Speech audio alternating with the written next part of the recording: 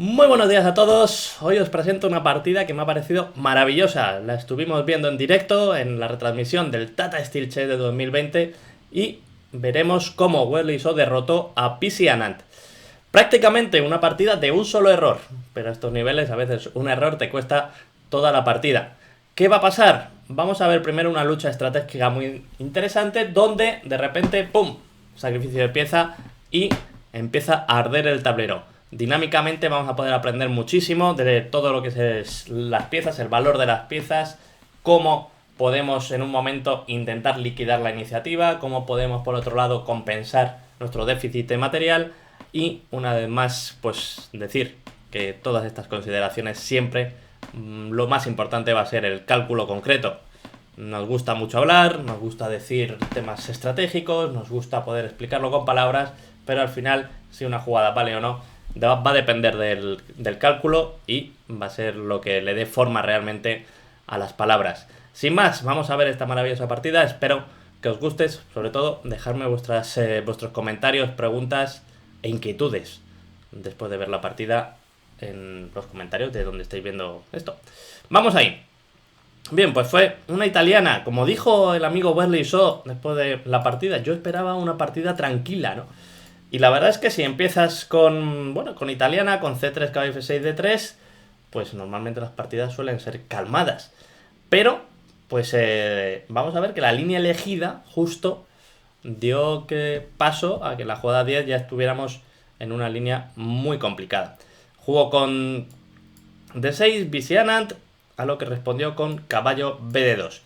Esta idea ya empieza a dejar claro que Wesley quiere evitar las líneas más normales. Es verdad que caballo de 2 en sí mismo no significa nada, pero vamos a ver que va a retrasar el enroque, jugada más habitual en esta posición, y no solo lo va a hacer ahora, sino que enroque juega H3. Por supuesto no es algo especialmente novedoso, bueno, hay decenas de partidas en la élite mundial con esta línea, pero estamos viendo que de momento no se enroca, lo que, como digo, en cualquier momento podría simplemente no tener ningún valor si jugara enroque rápidamente.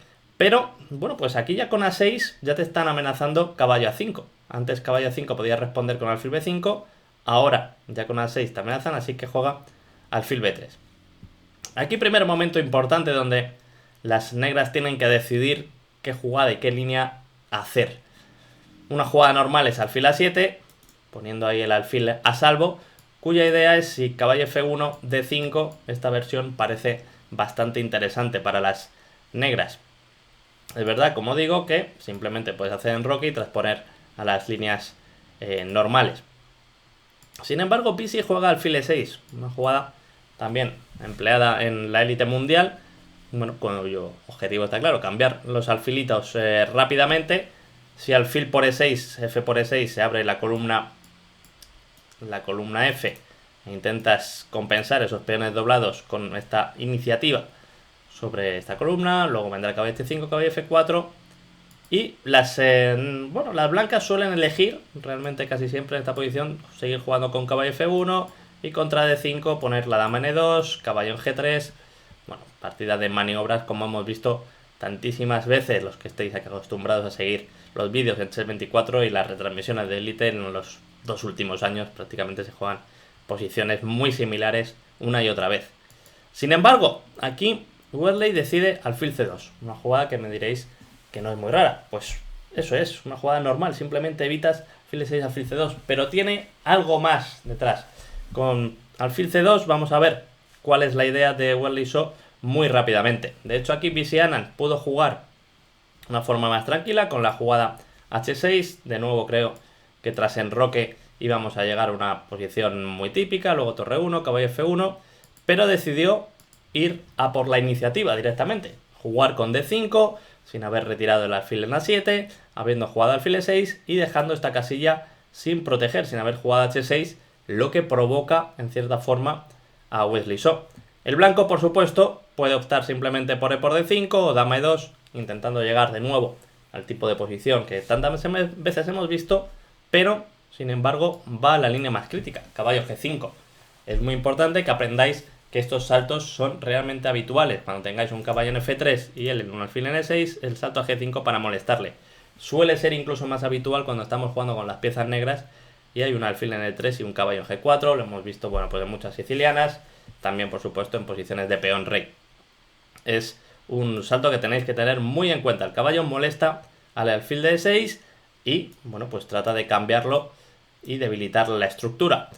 Obviamente, estas estructuras son peores para las negras que cuando se cambian alfiles. Es decir, si vamos un poco más para atrás, recordamos que aquí alfil por E6, F por E6, os había dicho que, bueno, que las negras tenían cierto ataque en la columna F, cierta compensación, porque el peón de 6, que no dejan de ser débiles. Yo recuerdo que mi amigo Kasindamov, el campeón mundial, pues me comentó que estos peones a la larga siempre eran débiles, que tú podías pensar que no te los iban a atacar, pero que vas cambiando piezas y si no ganas por ataque, digamos, las negras iban a sufrir aquí con estos peoncitos.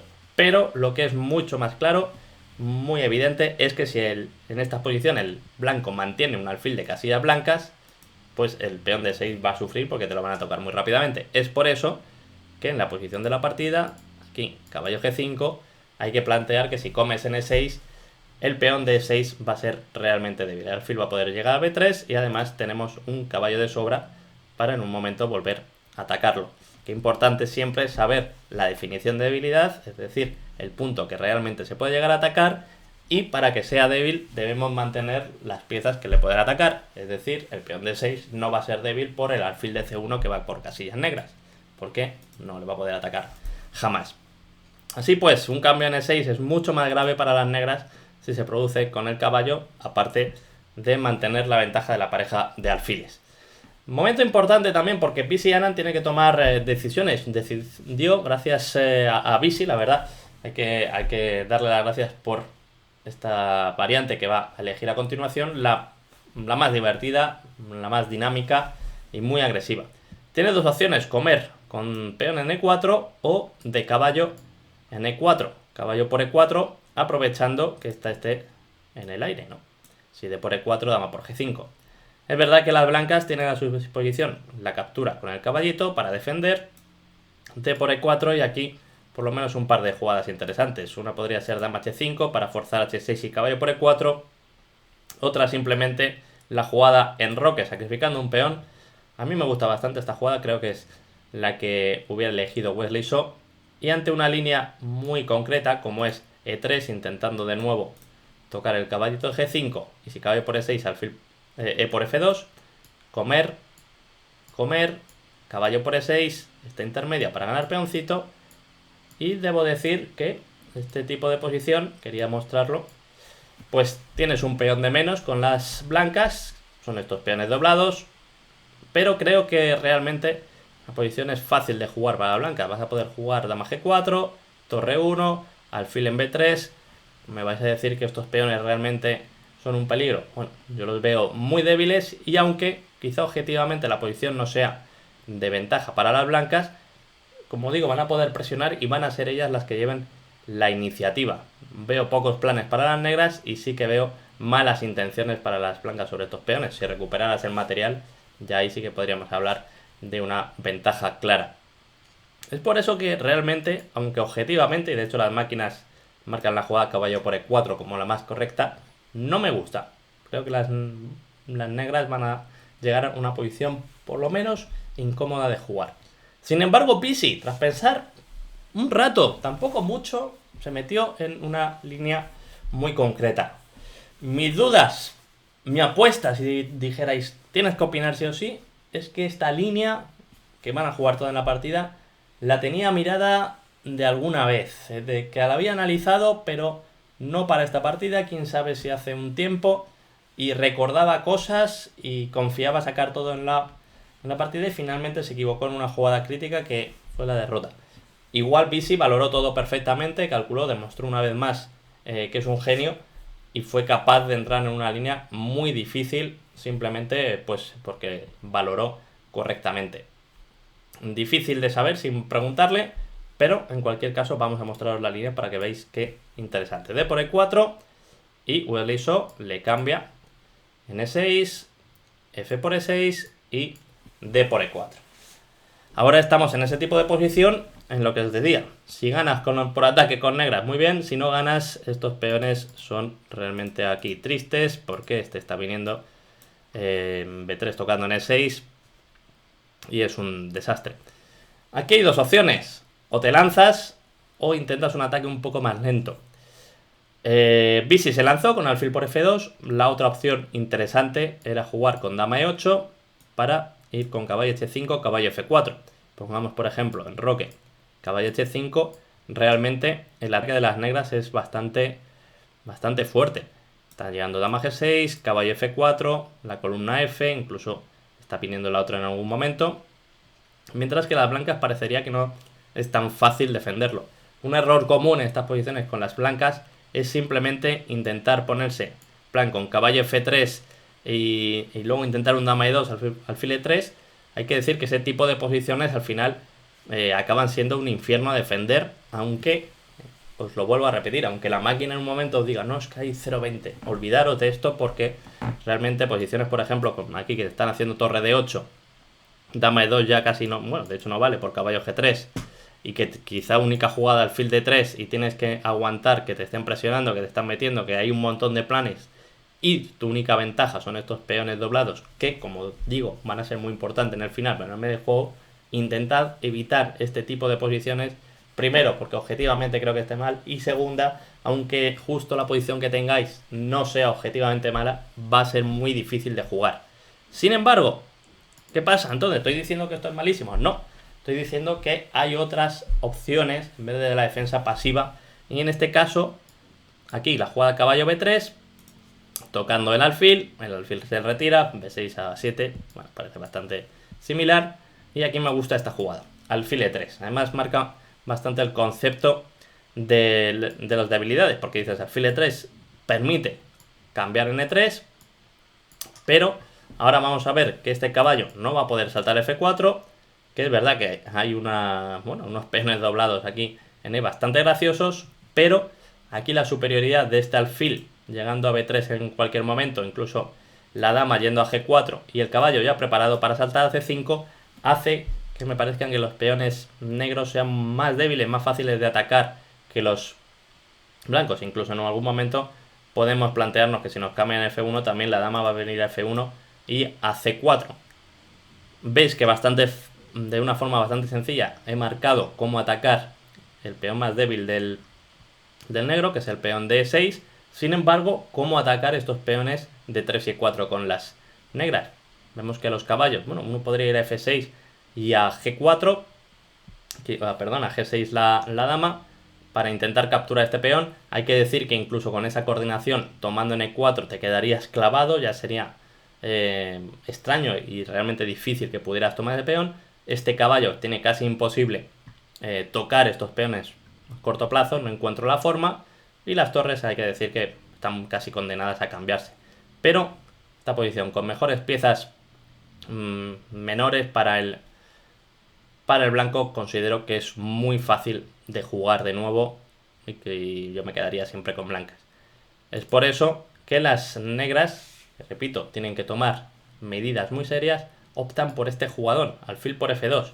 Esto obviamente lo tienes que calcular cuando haces D por E, mínimo. Cuando hace un par de jugadas decidiste comer en E4, e incluso diría que casi cuando hiciste D5 permitiendo caballo G5. Alfil por F2 es un sacrificio de pieza espectacular porque no hay una forma de pensar de forma estratégica, es decir, vas a recuperar la pieza pero a la vez vas a perder la que captura en C2. Parece paradójico lo que estoy diciendo, ahora mismo lo entenderéis. Caballo G4, vas a G1, caballo E3, dama E2, caballo por C2. Entonces podéis decir, oye Divis, me estás engañando, que es sacrificio de piezas. Ha sido una combinación para ganar un peón.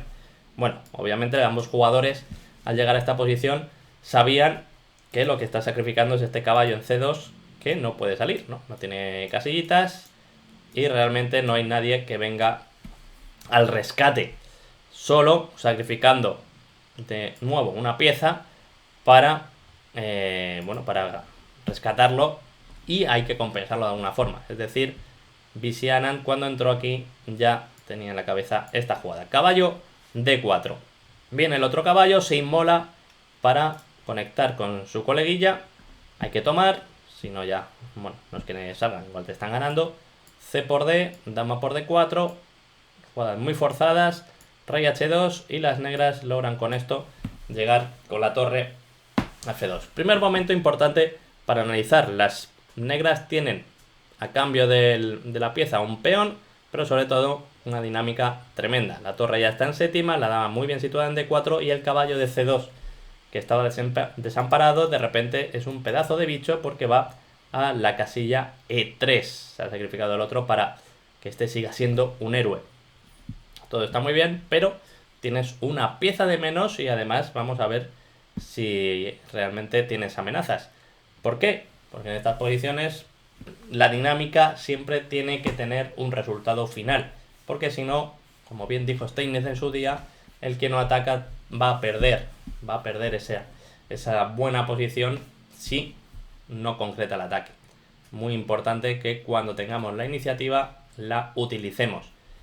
El blanco, una vez que quite la dama, va a estar prácticamente a 2 jugadas de desarrollar. Va a quitar el caballo, el alfil y tan felices. Así que se vuelve una posición muy concreta, pero también vamos a ver el concepto. Tienes una pieza de menos, pero fijaros que el desarrollo ahora es mínimo. Las blancas quitan a G4, una jugada bastante normal porque le quieres comer en E6 y además, bueno, intentas defender en G. El problema es que te hacen caballo E3, te tocan dama por E6, rey H8. Bien, ahora sí que tenemos solo un peón, antes eran 2, casi nos estaba contando el amiguito de E6 y podemos volver a parar en esta posición. Las blancas hacen torre G1, parando en la amenaza de mate en una en G2 y ahora vemos que las negras tienen que buscar algo muy rápido, porque las blancas están haciendo caballo B3, tocando la dama y alfil por E3. Estaréis conmigo que si este alfil se cambia por el caballo, la dinámica de la posición negra desaparece. Por lo tanto, tienes que ser muy concreto. No te da tiempo a torre F8, por ejemplo, por caballo B3, alfil por E3. ¿Cómo hacemos? Buscamos una jugada que de cierta forma evite caballo B3, por lo tanto, intentamos que no nos toquen la dama. ¿Y dónde podemos meter la dama? La verdad es que solo hay una jugada que tiene sentido y además que rápidamente cuando la ves dices, cuidadito con esta, que es dama D3. No solo evita caballo B3 porque toca la torre B1, sino además se quiere meter la dama ahí tranquilamente, la casilla E2, para coordinar con las piezas que están activas, torre F2, caballo en E3. Es muy importante que desde el principio aprendemos a coordinar nuestras piezas, es decir, atacar el mismo punto o el mismo, diría, la misma construcción, ¿no? No es un punto en enroque en sí mismo, pero podríamos llamar pues la misma construcción de una forma, ¿no? Si estás atacando un enroque, son diferentes casillas. En este caso sí que queremos coordinar las 3 piezas contra el punto en G2. Yo recuerdo que incluso cuando he dado clases a niños muy pequeños, hemos jugado a ganar puntos según coordinabas 2 piezas contra el mismo punto. Recomiendo que lo probéis si sois profesores de iniciación, porque de esta forma trabajamos la coordinación, que es absolutamente vital en el ajedrez. Con esta jugada con dama D3 queremos llegar a E2 y no es ninguna tontería, porque G2 no va a ser tan fácil de defender. Con la dama, por ejemplo, en E6 no tienes la casilla G4 y si capturas en G2 es mate. Es por eso que la dama tiene que volver a la defensa, un tema que hemos trabajado mucho aquí en Chess24. Recomiendo los vídeos de Jesús de la Villa o Julio Granda al respecto. Y tienen que volver buscando las casillas G3 o G5. La jugada más normal es dama por E5. También es posible hacer dama E7 para volver aquí contra torre F8, por ejemplo, para seguir metiendo aquí dama G5. He parado en esta posición porque quería mostrarlos también esta posición que me parece realmente instructiva. Sería un problema, yo diría que para gran maestro se puede utilizar, porque se puede aprender mucho de esta posición. Aquí las negras solo tienen una jugada que realmente le asegura mantener la compensación y requiere un pensamiento bastante avanzado. ¿Por qué? Primero tenemos que ver nuestras jugadas más obvias. Por ejemplo, dama E2 siguiendo presionando aquí en G2. Aquí vemos que la defensa de las blancas, que la vamos a encontrar también en la partida, es instructiva. La verdad es que no te puedes mover casi con estas piezas, pero esta torre de repente encuentra una forma de activarse, que es con la jugada B4 para venir muy rápidamente con torre B3. Podéis plantear, oye, que están comiendo en G2, pero vamos a llegar, de hecho, a una posición muy parecida al del final de la partida, donde las blancas aquí tienen la jugada dama G4, buscando el cambio de damas, y se acaba la iniciativa. Obviamente no existía dama por G2 por torre F2, pero dama G4 es una jugada muy sutil que cambia damas. Ya si dama F2, dama por G2, y si te cambian damas, pues tienes una pieza de más. Sin embargo, pues sabiendo que el plan es B4, ¿cuál es la jugada negra? La verdad es que os diría que pararais el vídeo, que os pusierais a pensar y estas cosas, pero es que sé que no lo vais a hacer, sé que estáis viendo esta partida para disfrutar con unas palomitas. Pues bueno, mi consejo, para el vídeo unos minutos, intentar encontrar la mejor jugada de las negras, que además con las pistas que os he dado no es tan difícil y os vais a sentir bastante bien. Si no lo has hecho, tampoco pasa nada, hombre, aquí vas a disfrutar de lo que es una buena jugada de ajedrez con un razonamiento bastante profundo. La única jugada que asegura aquí la igualdad es esta jugada, C5. Me está diciendo Divis, ¿qué me estás contando? Bueno, la idea de C5 es que a B4 respondemos con C4 y le quitas la casilla P3 a la torre. De esta forma, de hecho, el negro casi estaría ganando, porque cuidado que el peón no solo está defendiendo, sino que igual te lo meten hasta dentro. Fijaros qué difícil podría parecer realizar la jugada C5 en esta posición. Te puedes quedar como, ¿qué me estás contando? Como C5, pues si estoy atacando, déjame mirar jugadas sobre el flanco de rey, pero que importante es aprender a manejar la profilaxis también cuando estamos atacando. La profilaxis en este caso, evitando maniobras o recursos defensivos del rival. Bueno, hay que decir también que la jugada dama E7 es más artificial que dama por E5, y aquí estamos en la jugada clave de la partida, en el único error que cometió BC Anand realmente la partida y que le valió la derrota. Me quedo con la duda de si él recordaba la otra línea que hemos mostrado de dama E7, torre F8, y de alguna forma pues se equivocó de línea, o qué pasó, porque aquí realizó la jugada torre F8 cuando realmente aquí ya caballo por G2 es muy buena jugada. Caballo por G2 y la línea pues es bastante concreta. Torre por G2 parece jugada. Ahora, por ejemplo, realizar ya un rey H1 no tiene tanto sentido. Te hacen torre F8 y bueno, si no estás comiendo en G2, es que realmente vas a tener un problema. No has cambiado ni torre ni sacrificado nada adicional y fácilmente se ve que el ataque va a ser bastante poderoso. Y la clave es que tras torre por G2, rey por G2, dama por E2, simplemente si se va a primera tienes dama E3 y das continuo, rey G2, dama E2, y si se va a G3 le haces la jugada torre F8. También hay que decir que dama E1 directamente y dama E2 acaban siendo tablas, pero torre F8 me parece que es incluso más normal. ¿Por qué? Porque no puedes mover este caballito. Si no puedes mover este caballito, no puede salir el alfil. Si no sale el alfil, no sale la torre. Así que estás atacando en realidad dama contra torre. En general muy mal se te tiene que dar para que no pueda dar el continuo con dama E1, dama E2 como mínimo. Incluso es el blanco el que tiene que tener un poco de cuidado. ¿Qué pasó aquí? Como digo, creo que debía estar recordando. No es una línea para BC Anand difícil de ver este caballo por G2. Me parece realmente muchísimo más fácil que lo que hemos visto antes. Pero, bueno, pues quién sabe lo que se le escapó. Realizó la jugada torre F8. Quizá metido en los cálculos de que va a poder comerlo en G2, o incluso pensaba que estaba demasiado bien. Y sin embargo es un error, porque le da tiempo ahora a volver con la dama y a ganar la partida. Es interesante decir que, bueno, la jugada que hace Wesley So, dama G3, volviendo con la dama, es realmente más normal. Me gusta mucho la sugerencia de la máquina, de estos módulos que ni sienten ni padecen y tienen una frialdad total a la hora de calcular, y que indican que dama G5 es mejor jugada porque ante la normal H6 haces dama G3 y esta posición es mejor para las blancas que con el peón en h7 porque evitas la línea que vamos a ver posible con torre f6 y torre g6. Ahora torre g6 no existe. Dama g5 cumple la misma expectativa, cumple la defensa del peón de g2, también toca en e3 y no tiene ningún defecto. Solo que h6, dama g3, que le das ese tiempo que te favorece. Así pues, esto era incluso mejor. Luego vamos a ver las defensas que van a ser muy parecidas.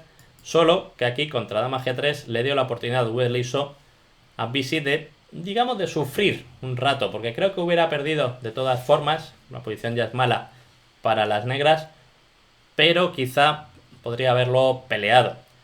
Jugó directamente dama e2, pero la jugada torre 8f6 para torre g6, bueno, obligaba por lo menos a Wesley a demostrar una buena técnica tras la jugada b4, torre g6, torre b3. Las negras pueden tomar en g3 porque existe este jaquecillo, torre por d3, parecería que tienes todo de menos, pero tienes caballo f1, caballo por, torre por d3, llegando a esta posición donde realmente el peón E y las dos piezas por torre deberían asegurar por lo menos una tarde bastante fea a las negras.